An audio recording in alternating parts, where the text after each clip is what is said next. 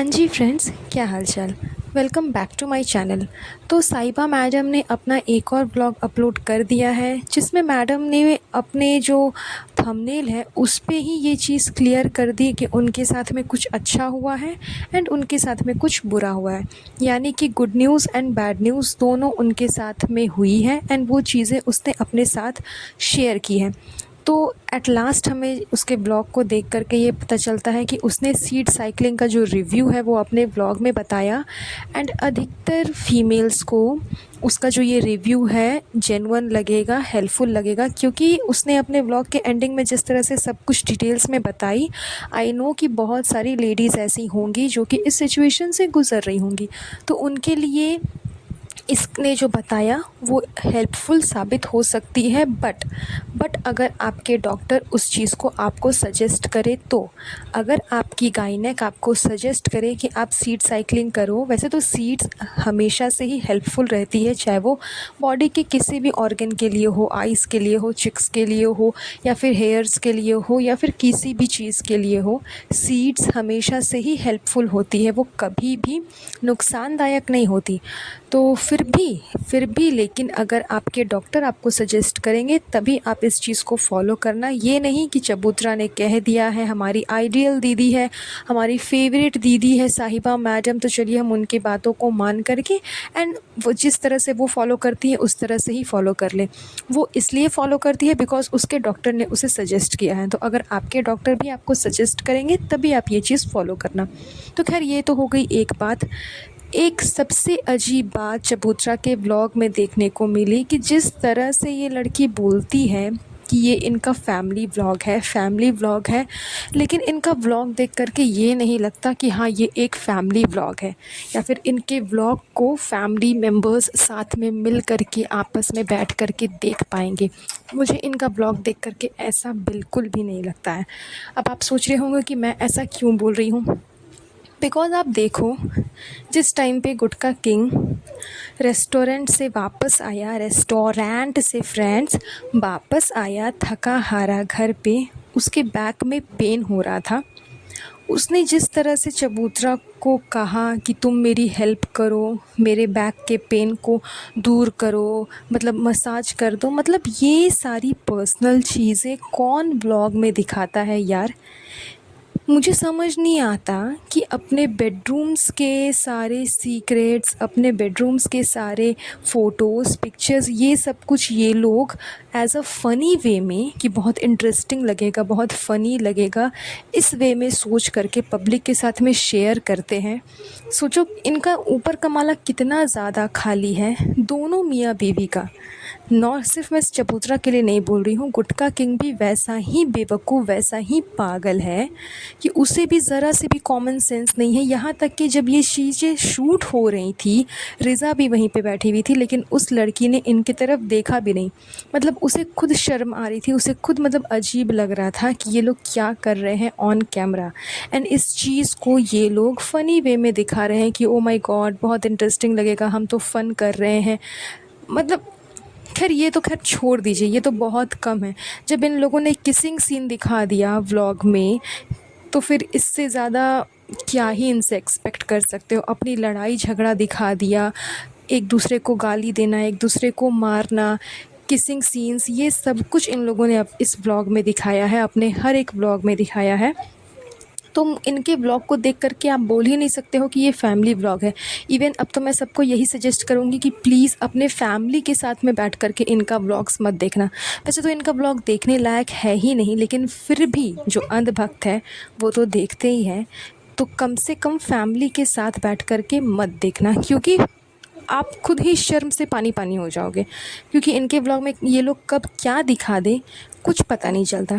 Even Krishna, जिसको इसने ले कर के आया है अपने एडिटिंग के लिए, अपने चैनल के लिए, कि उस चैनल में जो कुछ भी एडिटिंग वगैरह दुनियादारी हेन तेन जो कुछ भी होगा वो सब वो कृष्णा करेगा, वो अपने माँ बाप का नाम रोशन करने के लिए आया है। वो लड़का, मुझे उस लड़के से भी इशू है कि वो यहाँ आकर के कर क्या रहा है। वो इसीलिए यहाँ पे आया है, वो यही अपने माँ बाप का नाम रोशन कर रहा है कि किसी दूसरे इंसान के जाकर के पैर दबाओ, उसके बैक पेन पे चढ़ो, उसके बैक पेन को दूर करो। ये चीज़ें तो कहीं से भी सही नहीं है। मतलब अगर आप किसी इंसान को पे कर रहे हो उसको पेमेंट दे रहे हो, वो भी फ्री में नहीं, वो बदले में आपका काम कर रहा है, तो उस इंसान को मतलब इतना परेशान कर दो, उससे सारे काम निकलवा लो। अपने हस्बैंड के लिए उससे तुम मिल्क शेक भेजो, ये भेजो, वो भेजो, कि तुम जाओ जा कर के पहुँचा दो। वो थका हारा होगा, उसे भी प्रोटीन की ज़रूरत है तो प्रोटीन शेक ले जा कर के दे दो, कभी कुछ दे दो। ये क्या बात हो गई? मतलब वो बोलते हैं ना कि नींबू को पूरा एकदम निचोड़ देना है, कि हल्का सा भी रस उसमें नहीं होना चाहिए, पूरा ही निचोड़ लेना है। उसी तरह से इन लोगों ने कृष्णा को कर दिया है कि पूरा ही उसको निचोड़ देते हैं, जितने काम होते हैं सारा काम उससे करवाते हैं। यहाँ तक कि इस लड़की का जो फ़ोटो शूट है, ये रात को 1:30 बजे 2 बजे फ़ोटो शूट क्लिक करवाती है। उस टाइम तक कृष्णा जगा रहता है, उस टाइम तक कृष्णा इसका फ़ोटो शूट करता है। तो ये खुद तो खैर महा बेवकूफ़ है एंड अपने चक्कर में ये दूसरे इंसान को भी इतना परेशान कर देती है जिसकी कोई लिमिटेशंस नहीं है। पहले तो सिर्फ रिज़ा रेहान इसके चेले बने रहते थे कि जब कुछ भी शूट करना है तो कैमरा उनको थमा दिया। अभी भी ये चीज़ें होती हैं, किसी कुछ भी शूट करना होता है तो वो कैमरा रिज़ा रेहान को थमा देती है। रेहान तो खैर ज़्यादा नहीं करता, लेकिन रिज़ा इसके पीछे पागल रहती है। वो हमेशा ही इसकी फ़ोटोग्राफ़र बनी रहती है। लेकिन जब से कृष्णा आया है, कृष्णा को भी इसने सांस तक लेने नहीं दी है, उसे भी एक पल की फुर्सत नहीं देती। 1:30 बजे 2-2 बजे रात को तैयार होकर के बैठ जाती है कि मुझे फ़ोटो शूट करना है। खुद तो इसे सुबह मैं क्यों बोल रही हूँ, खुद तो इसे उठना ही नहीं है, खुद तो इसे सुबह सोना है, रात भर जागना है। सुबह 6 बजे के आसपास इसे सोना है एंड फिर दोपहर 2 बजे के आसपास इसे उठना है एंड फिर 2:30 बजे से इसका रूटीन चालू हो जाता है कि मुझे ये खाना है, मुझे वो खाना है, अम्मी ये बना करके दो, अम्मी वो बना करके दो, अम्मी भूख लगी, अम्मी कुछ खाने को नहीं है, अपनी बेटी को ये दो, अपनी बेटी को वो दो। ये सारे नौटंकी इसकी स्टार्ट हो जाती है। लेकिन अगला इंसान तो ज़रूरी नहीं है ना कि आप ही की तरह 2:30 बजे सो कर के उठे। एंड अगर मजबूरी में वो इंसान ऐसा कर भी रहा है तो आप अपने साथ साथ उस इंसान की भी हेल्थ को ख़राब कर रहे हो। वो बेचारा तो ऐसे ही दुबला पतला है, अगर वो 1:30 2-2 बजे रात तक जागा रहेगा तो ज़ाहिर सी बात है कि सोएगा कब, और अगर सोने चला भी गया तो सुबह वो जल्दी उठ नहीं पाएगा, तो उसकी हेल्थ भी ख़राब हुई। तो ये बौड़म औरत, ये गधी लड़की अपने चक्कर में दूसरे की भी लाइफ के साथ में खिलवाड़ कर रही है, दूसरे की भी हेल्थ को ख़राब कर रही है। लेकिन इसे बिल्कुल भी ये बातें समझ में नहीं आ रही है कि ये क्या कर रही है। तो आप लोग सोचिए कि जिस तरह से ये लड़की दूसरे की हेल्थ के साथ में खिलवाड़ कर रही है एंड लोगों को इंस्पायर कर रही है कि देखो मेरे तरह 2:30 बजे उठना, उसके बाद में आप 3 बजे के आसपास एकदम भर पेट खाना खाना, बॉइल्ड एग खाना डाइट के नाम पे, प्रोटीन के नाम पे, उसके बाद में घर के पास में ही रेस्टोरेंट खोल करके रोज़ वहाँ से खाना ऑर्डर करना एंड ये बहाना करना कि हमने आज कुछ नया इन्वेंट किया है तो आज हम उसे टेस्ट करेंगे, और टेस्ट करने के चक्कर में पूरा अच्छा खासा तेल से तरा हुआ करी सब कुछ खा लेना दिन भर में एक बार एंड फिर सुबह से अपना वही डेली रूटीन चालू कर देना। उसके बाद में बीच में जिम तो जाना है ही, वो सारी कैलोरीज जो बर्न की है उन सबको घटाने के लिए एक नौटंकी तो करनी पड़ेगी कि मैं फ्रेंड्स जिम जाती हूँ फ्रेंड्स, तभी तो मेरी हेल्थ प्रॉपर रहेगी फ्रेंड्स। तो ये सब नौटंकी करना, तो यही है चबूतरा की रूटीन, यही है इसका डाइट, यही है इसका बैलेंस्ड, जो ये अपनी पूरी ऑडियंस को दिखाती है, लोगों को भी सिखाती है कि आप यही करो, आप यही करो। और अगर ये लोग ना करें, कुछ कमेंट करें, कुछ कहें, तो बोलती है कि दुनिया में बहुत से लोग होते हैं अम्मी, कुछ अच्छा अम्मी, कुछ बुरा भी, कोई मुझे मोटी मोटी बोलता है अम्मी, कोई बोलता है बहुत खाती है बहुत खाती है, मैं बिल्कुल नहीं खाती अम्मी। अरे यार तुम कब नहीं खाती? तुम 2 बजे सो करके उठती हो, 2:15 बजे तुम खाने चली जाती हो, फिर उसके बाद में 4 बजते बजते फिर तुम्हें कुछ ना कुछ स्नैक्स या फिर कुछ ना कुछ खाना होता है, फिर तुम खाना खाने बैठ जाती हो, फिर शाम को तुम जिम जाती हो, वहाँ फ़ोटो शूट करती हो। जिम से ज़्यादा तो ये फ़ोटो शूट करती है। फ़ोटो शूट करने के बाद फिर वहाँ से आती है, कुछ ना कुछ रेस्टोरेंट से ऑर्डर करते हुए आएगी या रेस्टोरेंट से कुछ लेते हुए आएगी एंड दबा करके रात में खाएगी। फिर 1:30 2 बजे तक फ़ोटो शूट करना है, फिर सुबह 6 बजे जा कर के सो जाना है, फिर दोपहर में 2 बजे के बाद उठना है।